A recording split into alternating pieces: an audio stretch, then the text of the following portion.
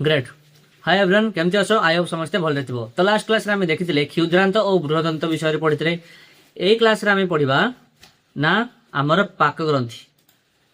हमर पाक ग्रंथि तो पाक ग्रंथि रे केते प्रकार पाक ग्रंथि अछि। हमर पाक ग्रंथि कोन बे साहाय्य करे ना आमे जो जटिल खाद्य खाउचे सेई जटिल खाद्य को सरलीकृत करिया पई हमर पाक ग्रंथि यूज हुए।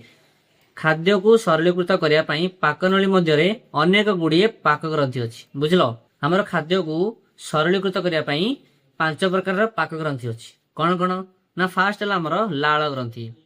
ठीक अछि, हमर फास्ट हला लाळ ग्रंथि जोटा हमर मुख गहरे थाए एठी थाए। ठीक अछि ना। तापर हला हमर जठर ग्रंथि जोटा को हमें गैस्ट्रिक ग्लैंड भी कहू। एटा ठीक अछि ना। एटा हला हमर जठर ग्रंथि। तापर हला यकृत।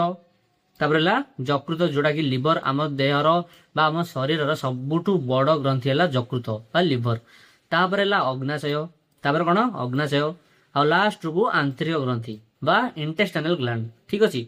तो एगुडा विषय में डिटेल रे पढिया। फास्ट पढिया हमें लाळ ग्रंथि विषय रे। ठीक अछि ना। को लाळ ग्रंथि कोन एटा हला हमर लाळ ग्रंथि। ओके, लाळ ग्रंथि कोठी थाए ना हमर लाळ ग्रंथि मुख गहर रे थाए। मुख गहर रे तीन जोड़ा लाळ ग्रंथि रहिछि। केते जोड़ा लाळ ग्रंथि रहिछि हमर मुख गहर रे ना तीन जोड़ा। एथिरु लाळ खिरित हुए। जानिया कथा लाळ ग्रंथि रु हमर लाळ ही खरित हबो।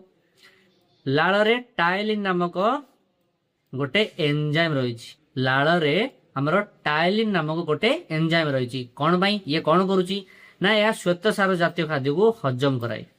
बुझलो, श्वेतसार जातीय खाद्य को हजम के करूछि ना टायलिन। टायलिन कोठी थाए ना हम लाळ रे।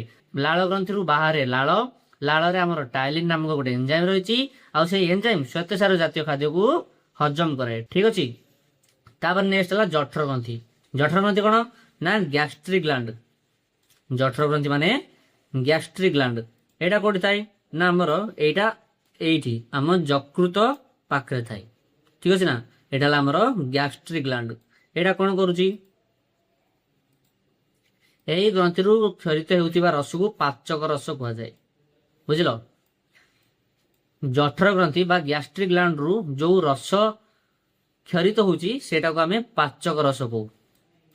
एथिरे कोन कोन थाए ना लवण अम्ल जोड़ा को हमें हेसिएल कहू। ता सहित कोन थाए ना पेप्सिन थाए आउ लाइपेस। मने रख जठर ग्रंथि रे हमर तीन प्रकार एंजाइम रहिछि। फास्ट हला लवण अम्ल, सेकंड हला पेप्सिन, थर्ड हला लाइपेस। बुझलो।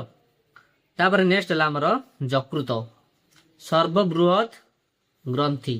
आम शरीर रो सर्वबृहत ग्रंथि हला यकृत। यकृत कोडा एटा हला यकृत। एटा हला हमर यकृत। ठीक अछि ना। जोड़ा को हमें लिवर भी कहू। तो यकृत रे कोन हुए ना मनुष्य शरीर थिबा ग्रंथि मध्य रे या सर्वबृहत आम देह रे बा आम शरीर रे जति ग्रंथि अछि सबुठु बड़ ग्रंथि हला यकृत बा लिवर। या खाद्य नली बाहर रहिछि। या कोड रहिछि खाद्य नली बाहर। एथिरु क्षरित पित्त एथिरु जो पित्त क्षरित होउछि सेटा नली माध्यम रे हम ग्रहणी मध्य को प्रवेश करथाय। बुझलो, एथिरु जो हमर पित्त क्षरित होउछि सेटा गोटे नली माध्यम रे। ठीक अछि। देखो नली देखुछ तुमको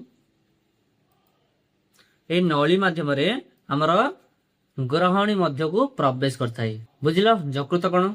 नेक्स्ट आसीबा में हमर अग्नाशय। नेक्स्ट कोन हमर अग्नाशय बा पानक्रियास। बहुत सारा जगह त माने सुनिथियो पानक्रियास। अग्नाशय कोन देखो फास्ट ला अग्नाशय ला एटा हमर। बुझलो, हमर एटा भी खाद्य नली बाहर ही थाए। पानक्रियास भी हमर खाद्य नली बाहर ही थाए। एटा हला हमर पानक्रियास। तो एटा कोन करूची ना यह एक मिश्रित ग्रंथि। एटा कोन गोटे मिश्रित ग्रंथि बा मिक्स्ड ग्लैंड। यह मध्य खाद्य नली बाहर रहिछि। एटा भी खाद्य नली बाहर रहिछि।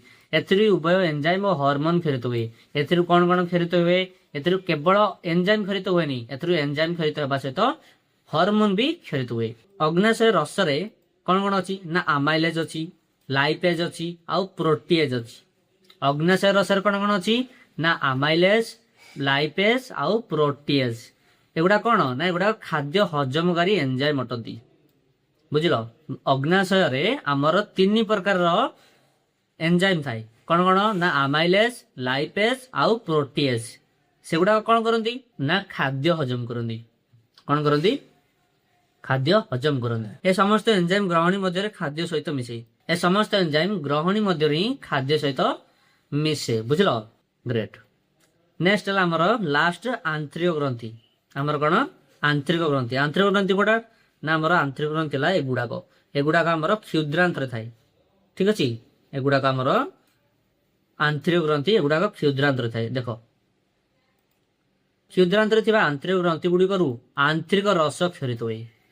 ଆନ୍ତରିକ ଗ୍ରନ୍ଥିରୁ କୋଉ ରସ କ୍ଷରିତ ହୁଏ ନା ଆନ୍ତରିକ ରସ ହିଁ କ୍ଷରିତ ହୋଇଥାଏ, ଯୋଉଟାକୁ ଇଣ୍ଟେଷ୍ଟାଇନାଲ ଜୁସ୍ କହନ୍ତି। କଣ କହନ୍ତି? Intestinal juice. ଏହି ରସରେ ଥିବା ବିଭିନ୍ନ ପ୍ରକାରର ଏନଜାଇମ ହଜମ କ୍ରିୟା ଶେଷ କରନ୍ତି। ହଜମ କ୍ରିୟାକୁ ଲାଷ୍ଟରେ ଆମର ଶେଷ କିଏ କରନ୍ତି ନା ଆନ୍ତରିକ ରସ। ବୁଝିଲ? ଆନ୍ତରିକ ଗ୍ରନ୍ଥିରୁ ଯୋଉ କ୍ଷରିତ ହଉଛି ଆନ୍ତରିକ ରସ, ଏଇ ଆନ୍ତରିକ ରସରେ ବହୁତ ସାରା ଏନଜାଇମ ଅଛି। ବୁଝିଲ? এই ଆନ୍ତରିକ ରସରେ ବହୁତ ସାରା ଏନଜାଇମ ଅଛି। ସେଇ ଏନଜାଇମ ଆମର କଣ କରନ୍ତି ନା ହଜମ କ୍ରିୟାକୁ ଶେଷ କରନ୍ତି। ହଜମ କ୍ରିୟାକୁ କଣ କରନ୍ତି? ଶେଷ କରନ୍ତି। ତ ନେକ୍ସଟ କ୍ଲାସରେ ଆମେ ପଢିବା ପାଚନ କ୍ରିୟା। ଠିକ ଅଛି, ତ ଆଜି ଆମେ ପଢିଲେ 5 ପ୍ରକାରର ଗ୍ରନ୍ଥି।